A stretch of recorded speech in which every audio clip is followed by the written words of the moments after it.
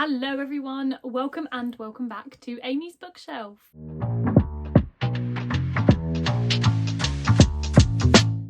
Today I will be doing my March wrap-up. So in March I read 11 books. I've got 9 here because 2 of them I don't have, and I'll explain why as we go. So yeah, it was a pretty good reading month overall.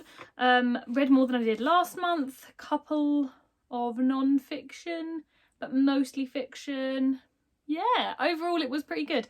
I'm still struggling in 2023 to have that many 5-star reads, but I'm not sure whether I am being a bit picky this year. I can't remember how many I had last year, but it was a fair few. I have at least 1 or 2 every month. And this year, yeah, I'm really struggling. So I'll go through all of these books and tell you a little bit about what I thought of them, and then my star ratings as well. And we'll see as we go how many end up being 5-star reads. So let's get into it. Okay, so first up we have Lemon by Kwon Yeo-sun. This is translated from Korean. So I picked this up in the Berkhamsted bookshop, and I'd heard good things about it online. I hadn't heard much, I didn't really know the premise, but I just heard that it was good, and this cover is gorgeous. It's got these like holes in it so you can see through quotes, but I adore this cover so much. So it was an easy sell when I saw it in the bookshop. So it's a thriller, like I said, translated from Korean, and going in, I have to admit, I thought, this isn't for me. I don't understand this. I'm not at all compelled to the storyline. I didn't really get it as a thriller. It's a bit of a different thriller. It's not a thriller that will have you gripped. There's never points where you're kind of like on the edge of your seat. It's not very fast paced, but it is a thriller because the plot surrounds a murder. So our protagonist, Daon, her sister was killed quite a while ago, back when they were in school, and the murder's never been solved. So the tagline to this, which I really loved and in hindsight should have thought about more while I was reading it, is it's about a murder, but it's not about the person who's murdered, it's about the people who are left behind. And actually I really loved that, and by the time I got to the end of this book I was really in love with it, because I loved the idea of the fact that it was exploring the aftermath of the murder. And yes, it focuses on the murder, and we do obviously feel for the girl who was murdered. It's a tragic case, and the fact that it went cold and no one was ever solved also makes it more heartbreaking. But yeah, I really loved that we got to hear her sister talk about her story, how it impacted her life, what it meant for her own identity. And yeah, as a thriller, I just thought it was really interesting. So if you do read this, please just stick with it. It's not a very long book, 150 pages. It's really not long at all. So please stick with it if you're not convinced when you first start reading, because I think by the end you will be convinced that it's a really cool premise. It says a lot about humanity, the way we treat each other, and also, like I said, just a really cool different idea for a thriller. So I will give this 4 stars, but I did really enjoy it. Next is The Union of Synchronised Swimmers by Christina Sandu. This is translated from Finnish. Again, a really short one. This is, oh blimey, it's 106 pages, really short. And this is almost like a collection of short stories. I would treat it like that if you are going to read it. So it is about a group of synchronized swimmers, and we basically swap between them in the Soviet Union being a team of synchronized swimmers, and then each of their lives individually after, like years later, living their life now not part of this synchronized swimming team. So I would treat each of the chapters about the girls sort of individually like a short story, because they're not really connected. They all kind of go in different directions and explore different themes. So I don't think you should treat this as like a story as a whole, but rather, yeah, like I said, short stories and individual stories. Sorry, I'm explaining that badly, but I just kind of want to preface that because, again, similar to Lemon, this is definitely a different kind of narrative. It's not one I was used to, and I think it takes a little while for the reader to warm to it. So yeah, if you are a bit sceptical when you first start, then treat it like short stories, and I think you will get on with it much better than if you just treat it like a normal narrative prose. So unfortunately, I didn't love this book. I just don't think I really got it. I think, in all honesty, it was just too short, and if the author had spent more time exploring the themes in the chapters a bit more, or just exploring the characters' lives a little bit more, I think I would have felt a little bit more connected, because overall it felt a bit lacking for me. And maybe I'm just the wrong audience for it, because I'm sure other people do love it. And I actually bought this off a recommendation of a bookseller in a bookshop in Bristol, because I was looking for translated reads and she said this was really good, and I'm really glad I read it, because like I said, it's a different kind of narrative, which I always love exploring just to see if I like it. But yeah, overall it just missed the mark for me, unfortunately. So yeah, I think 3 stars is a fair rating. Next we have Juliet Takes a Breath by Gabby Rivera. This is a new adult contemporary, and it is set in the early 2000s, and we follow Juliet as she takes an internship with an author who she really, really admires, who wrote her favourite book of all time. Now, this book was really interesting because I knew going in that it was going to explore a lot about Juliet's identity, and also about her being a young person navigating her career, her life, etc. However, the problem for me with this book is I kept getting really hung up on the logistics. So it's set in the early 2000s, like I said, and for me, living in 2023, being, you know, in 2003, which I think this is when I was set, I was 7. I don't really remember much of 2003. So for me, it was quite hard to keep having to remember that it was 2003, and mostly centering around the use of the internet. Obviously nowadays, whenever we've got a question, whenever we want to educate ourselves, whenever we want to just look into something, 9 times out of 10 you probably turn to the internet, because it's right there, it's available, you can do it individually on your own time, you don't have to rely on anybody else. You Google things, you Google questions, you learn a bit more. There were a lot of moments in this book, I won't go into detail because it kind of does spoil it, but a lot of moments where Juliet was questioning things, and I think for me it just there weren't enough reminders about the time period, because I kept forgetting it's 2003, and then it was really jarring because I was like, why isn't she just looking this up on the internet, or why isn't she using the internet, or, you know, things like that. The internet is just one example, there are a couple more, but I think for me I would have preferred it if we kept having more sort of indicators and signposts that we were in 2003, and I think I would have felt more grounded in the time, and it would have made a little bit more sense. So for that reason, I couldn't love this book. I liked her as a protagonist. I thought she was really strong-willed, and yeah, a very like strong protagonist generally. But yeah, it just fell a little bit flat because of that. So I just couldn't really connect with it completely. Maybe I'm being unfair. If you have read it, please let me know. But yeah, generally that was my overall consensus while reading. So I give this 3 stars. Next up is The Story of My Teeth by Valeria Lucelli. This is translated from Spanish, I believe. Yes, Spanish, and it is set in Mexico. This was wild. I'm not even sure I could explain to you the plot of this book. Our protagonist becomes this auctioneer, and the reason it's called The Story of My Teeth is because along the way he gets his teeth replaced with Marilyn Monroe's teeth. Which again, on its own, is weird, and that was only the cusp of the weirdness of this book. So this is one of these books that explores a lot of magical realism, and it was really cool to sort of read a book that was very much centred in the magical realism genre, especially from Central America. But it was a step too far for me, and I think the reason I didn't love it, and the reason the weirdness just didn't come through, was because there just wasn't enough plot. It was a lot of sort of stream of consciousness. There's also no speech marks, so it very much felt like stream of consciousness, even when there was dialogue. And so I just didn't really understand the plot points. I didn't really understand where we were going, what we were moving to, and I just kept getting lost in the weirdness. And yeah, unfortunately I couldn't love this at all. I have a couple of her other books. Oh sorry, one of her other books, Lost Children Archive, which I think I'm going to love more because I don't think it's magical realism. So I want to give this a try soon, because I want to give her the benefit of the doubt with this one. But yeah, I just, like I said, it was too weird for me, and I couldn't love it.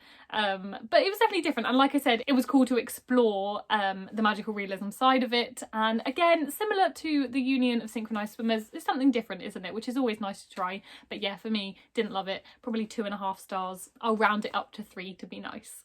Then we have Manifesto by Dale Vince. This I read because I did an ad for it on Instagram and on TikTok, and was basically asked to review the book. So Manifesto is it's a manifesto, but also like an autobiography from Dale Vince, who is the founder of a green energy company called Ecotricity. And this is basically his story. We see him from like a teenager, adolescence, grow up into being an adult, and it's basically he goes from being like a traveller to an entrepreneur, and it's all of the sort of business endeavours that he explores along the way, all that he learns about the environment, about green energy, about how we can help the planet, and yeah, it was really, really fascinating. I did struggle with the time frames in the book. It's very messy because it jumps around from past to present quite a lot, but overall it's not really that important to remember where you are, and I think the messages in it are really important, and it's a really interesting insight from somebody who is trying to make an impact on the way that we use energy, and obviously try and stop that impacting the planet too much. So I would really recommend it. It was a really interesting non-fiction, and it's very colloquially written, so it's really accessible. You don't have to have any understanding of like how energy is made and how it's used. There's like things like about building a windmill, you don't have to understand that at all, but yeah, like I said, it's written very much from like a real person's perspective, so I really enjoyed it for that. It's definitely relatable and accessible, and I give it 4 stars. Next we have Heroes by Stephen Fry. So this is the second book in the Mythos series. I think it's called Mythos overall. So it goes Mythos, Heroes, the third one is Troy, and the fourth one, which I don't think is released yet, I can't remember what it's called. I think it's like the Odyssey. But anyway, so this is the second one. The first one, Mythos, is all about how chaos created the gods. We got Zeus, and we see all of the gods in Olympus and what happens to them, how they're born, what they do, and what they're known for. Heroes focuses on the human stories of Greek mythology. So we get the stories from Oedipus, from Theseus, from Orpheus, and yeah, it's all the human heroes, and their stories. Now, I'll go into a little bit more detail about this later because I have another Greek mythology book in this roundup. But what I will say about these series is they are so well written. You have to admire Stephen Fry for how he's made Greek mythology really accessible with these books. Now, I think a lot of people find these quite intimidating. I got a few messages when I put this on my Instagram story saying, oh, I haven't really read any Greek mythology before, will I understand it? Stephen Fry is obviously a really clever person. If you've ever seen QI, you'll know that he is like a sponge for knowledge. He is a really intelligent person, and so I think people are kind of scared that the writing in this is going to be very dense and hard to understand, which is completely understandable, but actually he is so self-aware that it makes the myths really fun and really easy to understand. So regularly throughout this, especially I think when we hear Oedipus's story, Stephen Fry will say, look, this is really confusing. There's like a backstory to a backstory, but honestly, don't worry if you forget the first backstory, and if you don't remember any of the characters' names, don't worry about that either. And I loved how self-aware that was, because Greek myths are so confusing. They regularly contradict each other, and they are like wildly crazy that obviously it's so far away from like a normal human life nowadays that I don't blame anybody for getting confused. All the names are very complicated. A lot of them are quite similar. A lot of them have the same names. So yeah, I completely get why people would be confused, but honestly, Stephen Fry does these myths beautifully, so I would really recommend picking any of these up. This was easily a 5-star read for me, and it's probably actually my favourite read of the year because I was just so engaged the whole time.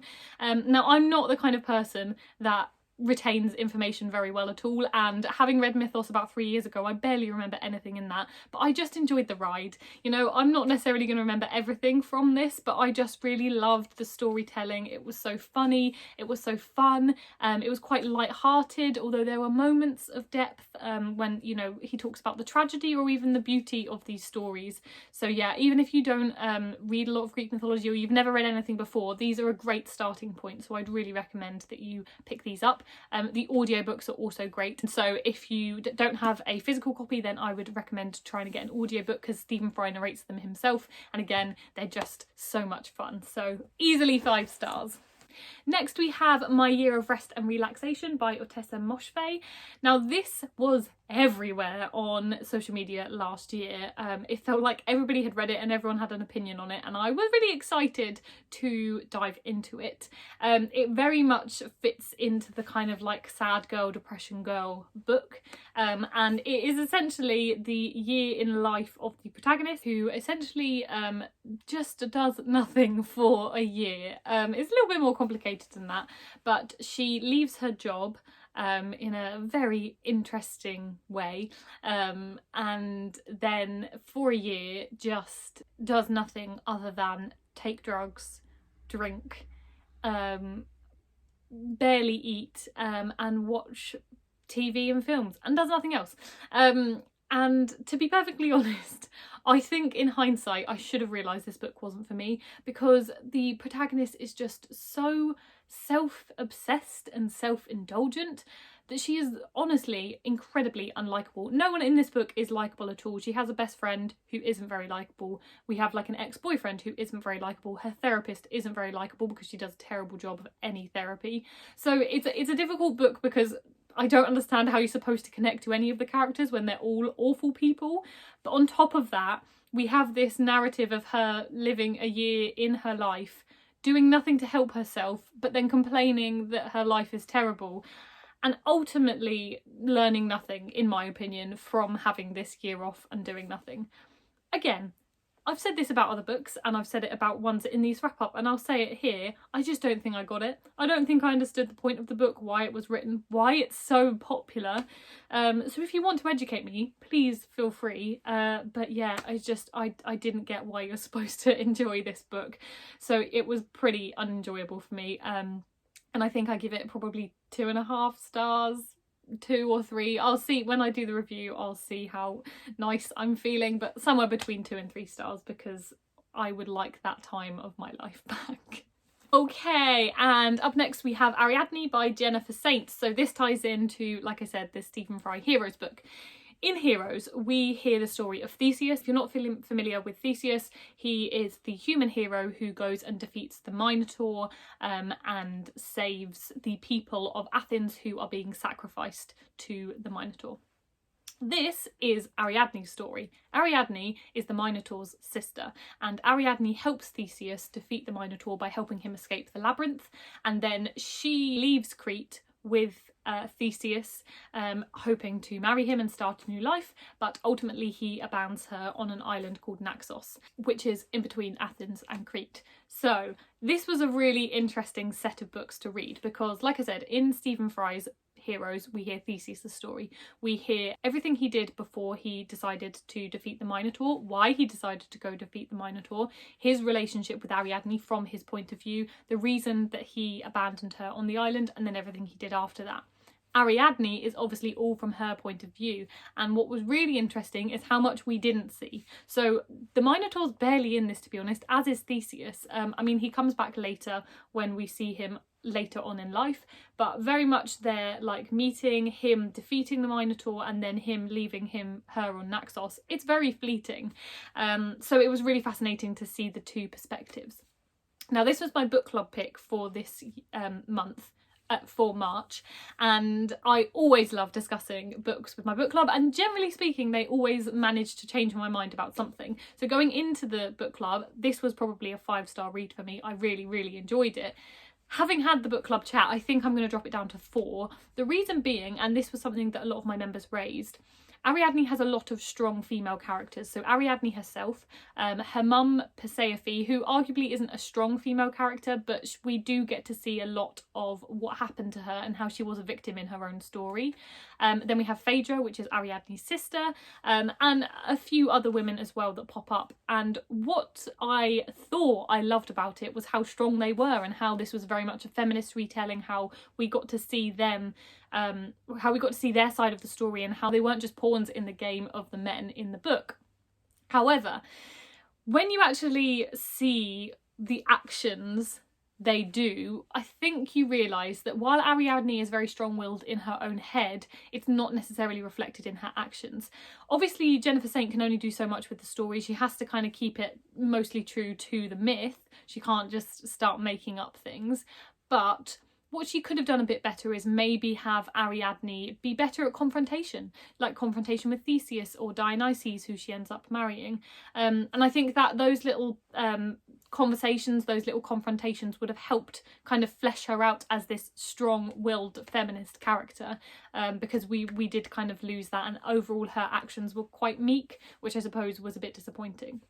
However, overall, I did really enjoy this book, and it's definitely whet my appetite to want to read loads more Greek mythology retellings. So expect to see them in future wrap-ups this year, because I am excited to continue reading them. And like I said, 4 stars. It was still a really good book, and I'd really recommend it if you do want to get into Greek mythology.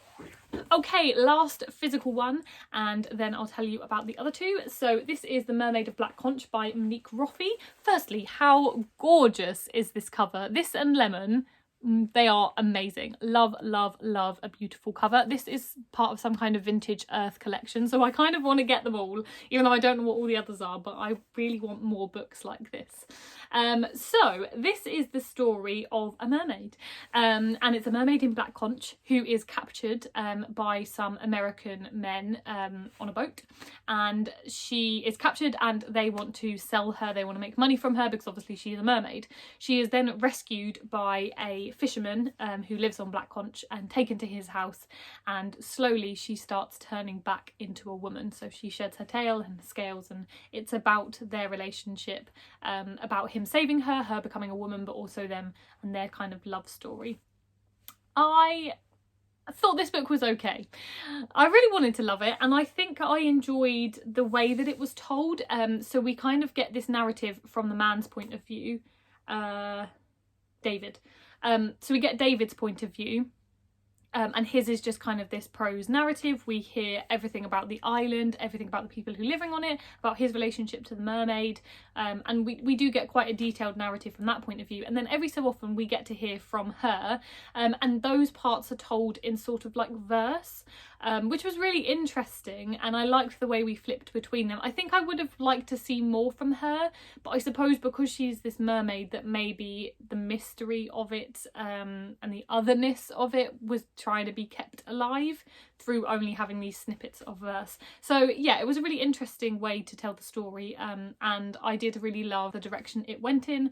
But yeah, overall it wasn't my favourite book ever, but also it wasn't terrible. I would recommend reading it, especially for something kind of like light fantasy, you know. It's very much a reality-based book, but she just happens to be a mermaid.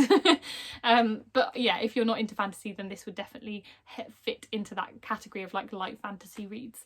So yeah, I did enjoy it. I think I'm going to give it 3.5 stars, to be generous. Okay, so the final 2, so the first one is the Traveling Cat Chronicles by Hiro Arakawa.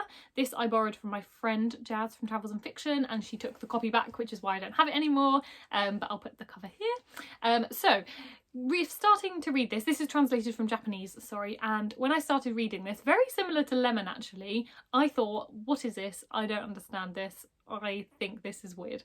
And the premise of it essentially is it's about a man and his cat, and we hear both of their perspectives. So we hear the story of the man, but also the story of the cat, and how the cat has sort of impacted this man's life, and the journey that they then subsequently go on for unknown reasons when you first start the book.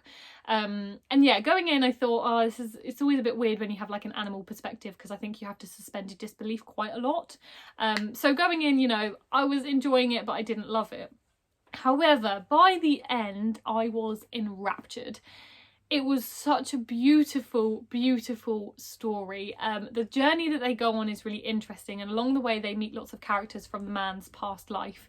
And all the characters in themselves were really fleshed out and important, and I loved all of their like little side stories, but the relationship between the man and the cat was just so beautiful. I mean, I am a cat person, so I'm probably quite biased here, but I just loved what the author tried to do with the book, and how he kind of used this cat as a way to show the beauty of like human connections, and also like how we're all very fallible and how we make mistakes and we're not perfect, but how, you know, together they were trying to do the best for each other. And honestly, it was stunning. So 5 stars. 5-star read. Yeah, again though with Lemon, if you do start reading it and you think not sure about this, just stick with it. It's not a long book. Again, I think it's about 200 and something pages, so yeah, just stick with it because it is definitely worth it by the end. Okay, and the final book is The Only Living Girl on Earth by Charles Yu. This was an audiobook that I listened to on Scribd, and my Scribd referral link is down below. You can get 2 months for free. So this is just a really short one that I listened to in an afternoon, and it was like a strange dystopia premise. So it's set quite a while in the future, after we've destroyed the planet due to climate change, and it is about a girl who runs the gift shop on Earth. So people have moved to other planets, but they come back to visit Earth as like a tourist attraction, and she works in the gift shop. And yeah, the premise was kind of really cool. I really like climate fiction, and I was really excited to see how the author chose to comment on the state of the planet, of the crisis that we're having in climate change. And he did, but I don't think enough. I think this could just have benefited from being longer, and I think the fact it was so short only served to do it an injustice because it just didn't explore the themes in the way that I wanted it to, and I would have liked for it to be a bit more opaque in its exploration of climate change and why we need to be doing better to save the planet. But having said that, it was still a really cool book, and I loved that it was a little bit different, and I loved just the idea of this gift shop on Earth and how people are coming back to it having not lived there. So yeah, it was really cool and different, and it was really short, so if you're looking for just a quick read, then I would recommend it.